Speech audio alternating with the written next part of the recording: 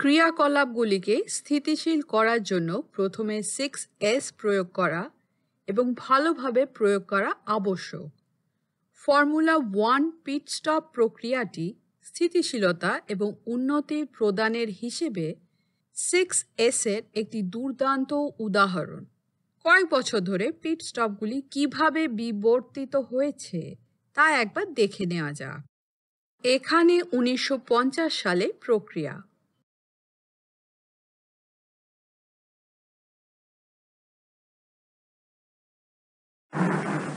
But Holland comes in for a pit stop. Time to refuel and change tires. Lou Moore himself changes the tires. Only 4 crew members, including the driver, are allowed to work on the car. It's a tense time. Holland stays in his seat, anxious to get away. Let's watch.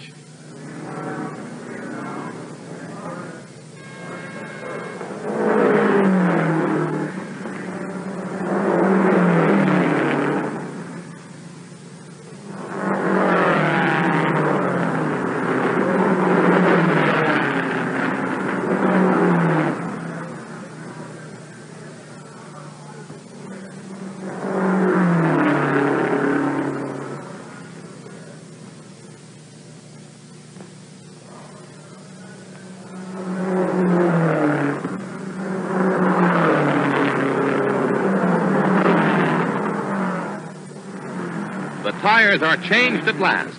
A crewman polishes the windshield as Holland moves away just 67 seconds after he stopped. এতে শ্রমিকদের সময় লেগেছে 67 second.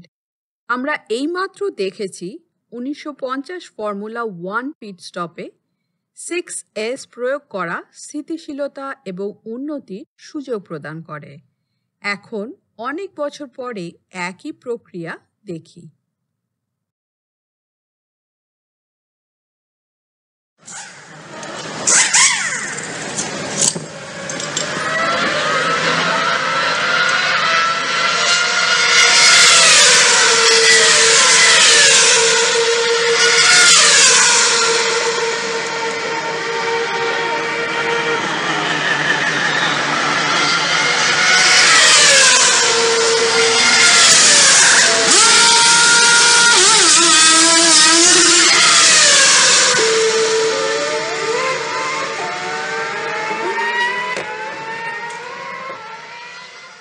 কি উন্নতি! আপনি কি 6S নীতির কিছু প্রয়োগ লক্ষ্য করেছেন?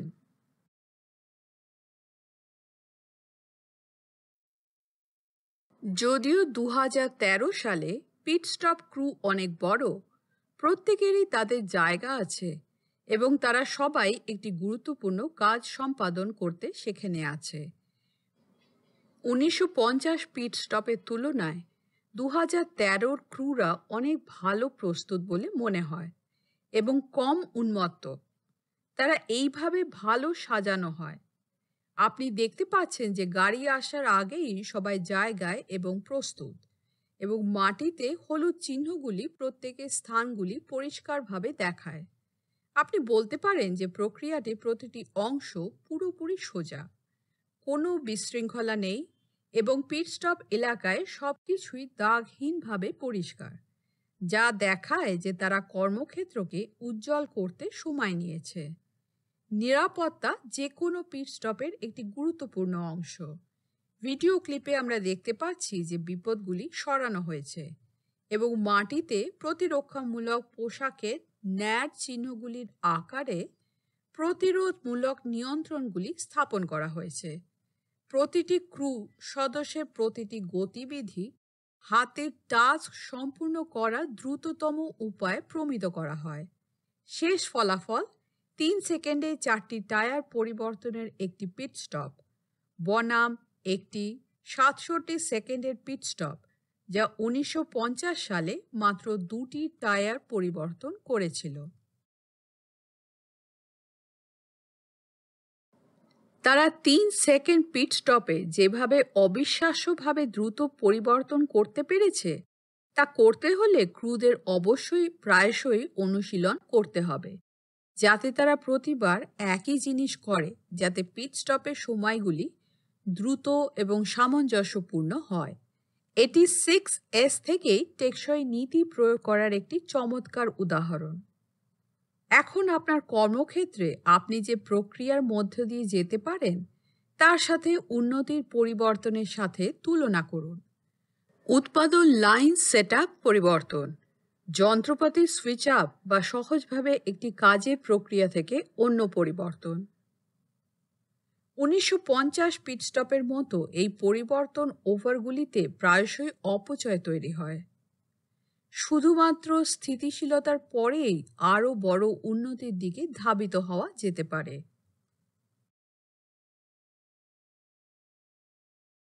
6S আরও সুশৃঙ্খল ওয়ার্কস্পেসের জন্য একটি প্ল্যাটফর্ম সরবরাহ করে, যাতে আমরা পরিষ্কারভাবে প্রক্রিয়াগুলিতে পরিবর্তন বা পরিবর্তনশীলতা দেখতে পারি, যেমন ইনভেন্টরি তৈরি করা বা দলের সদস্যরা খুব বেশি সরানো বা অনুসন্ধান করা।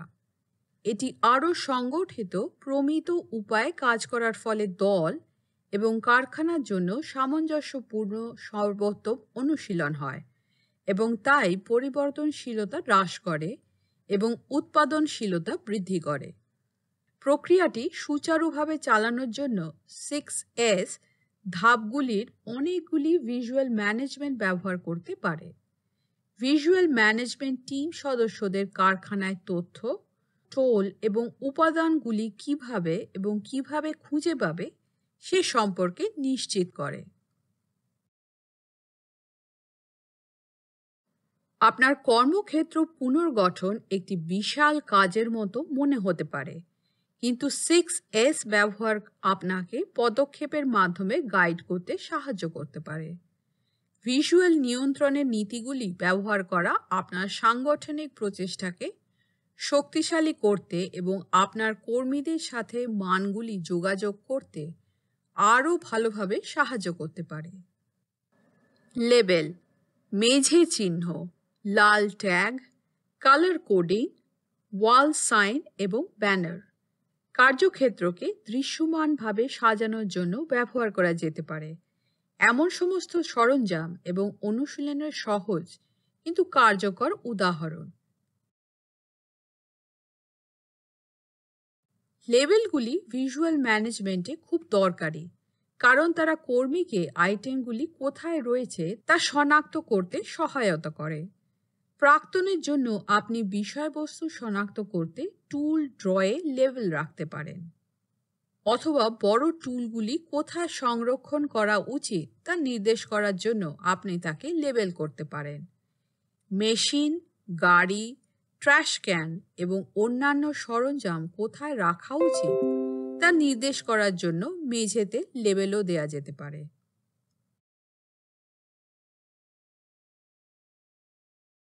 মেঝে টেপ স্বব্যাখ্যামূলক, কিন্তু এটি চাক্ষুষ ব্যবস্থাপনার উপর নাটকীয় প্রভাব ফেলতে পারে। আপনি ফ্লোর টেপ ব্যবহার করতে পারেন, অন্যথায় খোলা সুবিধার মেঝেতে সংজ্ঞায়িত স্থান তৈরি করতে বা কাজের জায়গাগুলি চিহ্নিত করতে এবং প্যালেট, কাঁচা মাল, সমাপ্ত পণ্য, শিপিং এবং অন্যান্য স্ট্যাটিক্স অবস্থানগুলির জন্য নির্দিষ্ট অবস্থান তৈরি করতে পারেন।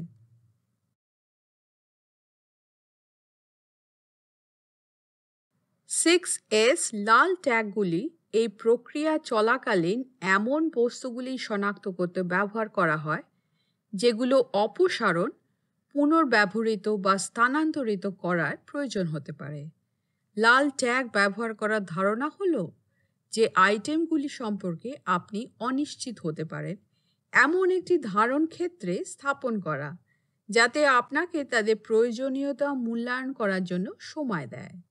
আপনি লাল মেঝে টেপ এবং লাল ট্যাগ এলাকা নির্দেশ করে পোস্ট চিহ্ন দিয়ে একটি লাল ট্যাগ ধারণ এলাকা চিহ্নিত করতে পারেন।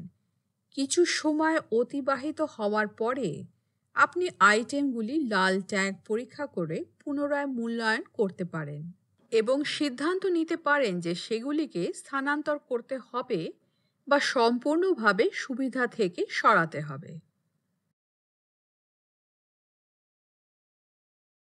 আপনার কাজের জায়গায় কালার কোডিং স্ট্যান্ডার্ড স্থাপন করা আপনার কর্মক্ষেত্রে সমস্ত ভিজুয়ালের জন্য একটি অভিন্ন শৈলী প্রতিষ্ঠা করতে সাহায্য করতে পারে।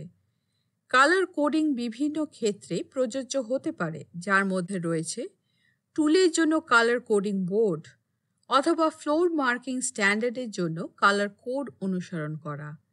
আরেকটি টুল যা ব্যবহার করা যেতে পারে তা হলো একটি রঙিন কোডের দল তথ্য বোর্ড। এই বোর্ডগুলি কর্মক্ষেত্রে প্রত্যেকের কাজের নির্দেশনা প্রদান করে। এটি দলকে তাদের কাজের কাজ এবং 6S কার্যকলাপের ওপর নজর রাখতে সাহায্য করে।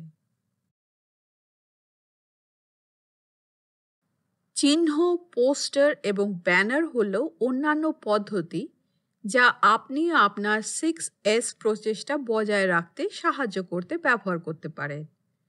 সরঞ্জাম এবং সরঞ্জাম কোথায় সংরক্ষণ করা হয় তা নির্দেশ করার জন্য স্টোরেজ এলাকার ওপরে বড় চিহ্নগুলি ঝুলানো যেতে পারে। আপনি এলাকা পরিষ্কার করার জন্য পোস্টার ব্যবহার করতে পারেন এবং কর্মীদের 6S এর গুরুত্ব মনে করিয়ে দিতে পারেন।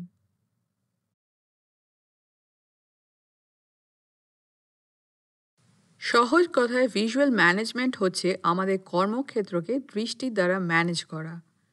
যথাযথ ভিজুয়াল ম্যানেজমেন্ট সহ একটি কর্মক্ষেত্র হচ্ছে: 1. সেলফ এক্সপ্লেইনিং বা স্বব্যাখ্যামূলক।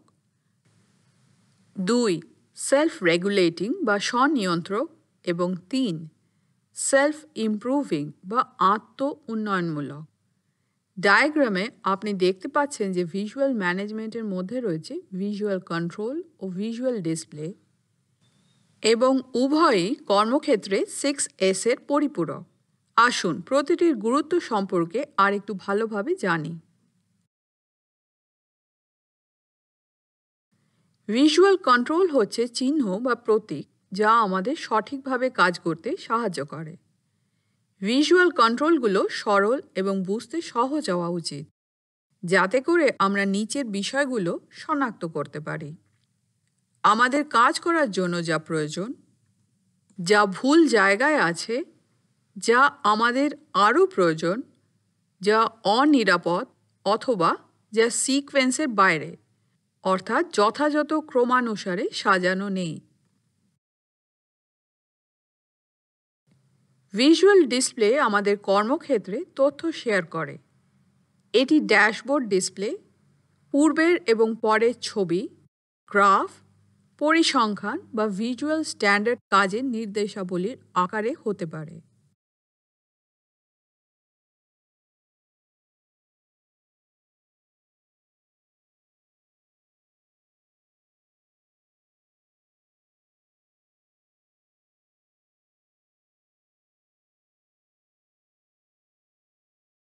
ভিজুয়াল কন্ট্রোল হচ্ছে চিহ্ন এবং প্রতীক যা আমাদের সঠিকভাবে, নিরাপদে ও দক্ষতার সাথে কাজ করতে সাহায্য করে। এইভাবে ভিজুয়াল কন্ট্রোল আমাদেরকে 6S এর সবগুলোর ব্যাপারে সাহায্য করে। উদাহরণস্বরূপ, এগুলো আমাদেরকে ভিজুয়ালি শনাক্ত করতে সাহায্য করতে পারে: অপ্রয়োজনীয় জিনিস, নির্দিষ্ট স্থানের বাইরে থাকা জিনিস, যেখানে পরিচ্ছন্নতা এবং রক্ষণাবেক্ষণ প্রয়োজন, বিপদের ঝুঁকি এবং প্রতিরোধ পদ্ধতি, দলের উন্নতির জন্য রুটিন, 6S অডিট পরিচালনা এবং সমস্যা সমাধানে দলের কর্মক্ষমতা। পরিশেষে এই সমস্ত অনুশীলনের উদ্দেশ্য আমাদের কর্মক্ষেত্রে অপচয় কমানো, যাতে আমরা আমাদের গ্রাহকদের আরও ভ্যালু বা মূল্য বৃদ্ধি করতে পারি। এগুলো আমাদের কাজকে সহজ এবং আনন্দদায়কও করে তোলে। এখন আমরা জানি ভিজুয়াল কন্ট্রোলগুলি কী। আসুন ভিজুয়াল ডিসপ্লে সম্পর্কে জানি। ভিজুয়াল ডিসপ্লে আমাদের কর্মক্ষেত্রে তথ্য শেয়ার করে। এর ভালো একটি উদাহরণ হচ্ছে দলগত তথ্য বোর্ড। একটি টিম ইনফরমেশন বোর্ডে দল কিভাবে কাজ করছে সে সম্পর্কে তথ্য অন্তর্ভুক্ত করা, অগ্রগতি ট্র্যাক করতে গ্রাফ এবং সংখ্যা ব্যবহার করা উচিত। এতে সেদিন কে অনুপস্থিত, জরুরি অবস্থায় কার সাথে যোগাযোগ করতে হবে বা কোন স্ট্যান্ডার্ড প্রক্রিয়া অনুসরণ করা উচিত সে বিষয়ে তথ্য অন্তর্ভুক্ত করা যেতে পারে। টিম ইনফরমেশন বোর্ড সবচেয়ে কার্যকর হয় যখন এটি টিম যেখানে কাজ করে তার কাছাকাছি থাকে এবং এটির সামনে দৈনিক বা সাপ্তাহিক মিটিংগুলো আয়োজন করা যায়, যাতে টিমকে অপারেশন এবং উন্নতি সম্পর্কে নির্দেশনা প্রদান করা যায়। ভবিষ্যতের পাঠে আমরা এগুলো সম্পর্কে আরও জানব। কোনো স্কোরবোর্ড ছাড়া পেশাদার ফুটবল খেলা দেখার কথাটা একবার ভাবুন। এটি অর্থহীন, তাই না? আমরা বুঝতে পারবো না যে কতক্ষণ ধরে খেলা চলছে বা কে জিততে যাচ্ছে। একইভাবে আমাদের কর্মক্ষেত্রে ভিজুয়াল ডিসপ্লেগুলো আমাদের দলের কর্মক্ষমতা এবং অগ্রগতির জন্য একটি পরিমাপক হিসেবে কাজ করে। তাছাড়া টিম তথ্য বোর্ড আপনার দলের লক্ষ্য এবং অর্জন সম্পর্কে ফলপ্রসূ দলগত আলোচনার সুযোগ দেয়, যা জবাবদিহিতা এবং উদযাপনের সংস্কৃতিকে সমর্থন করতে পারে। এই বোর্ডিং পাসটি দেখুন। এটিতে অনেক বেশি তথ্য রয়েছে। কোনটি গুরুত্বপূর্ণ আর কোনটি নয় তা স্পষ্ট নয়, এবং অনেক তথ্যের ক্ষেত্র একে অপরের সাথে সমান লাইনে নেই, যা টিকিটটিকে এক নজরে দেখে বোঝা কঠিন করে তোলে।